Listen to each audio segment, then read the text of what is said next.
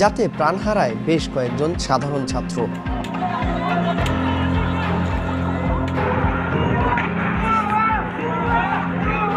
সহিংসতার মধ্যেই আব্দুল্লাহপুর এসে যেন চোখ আটকে যাওয়ার মতো ঘটনা সামনে পড়ল। একটি পা ট্রেনে কাটা পড়েছে বহুদিন আগেই। স্ট্রেচারে ভর দিয়ে সতর্ক করছে যাত্রীবাহী বিভিন্ন গাড়িকে। সহিংসতার স্থানের দিকে গাড়ি যেতে বাধা দিয়ে যাচ্ছে। অন্যান্য গাড়িকে বাধা দিলেও রোগীবাহী অ্যাম্বুলেন্স আর লাশবাহী গাড়িকে নিরাপদ রাস্তায় যেতে সাহায্য করে যাচ্ছে ঝুঁকি নিয়ে। ছোট্ট শিশু রাকিব এক পায়ে ভর দিয়ে বুক ভরা সাহসের সাথে পথচারীদের সাহায্য করে যাচ্ছে সারাদিন ব্যাপী।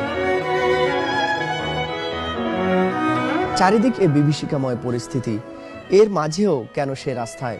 ভয় হয় কিনা জিজ্ঞেস করতেই সে জানায়, কত মানুষই তো মারা যাচ্ছে, আমি মরলে আর কি হবে।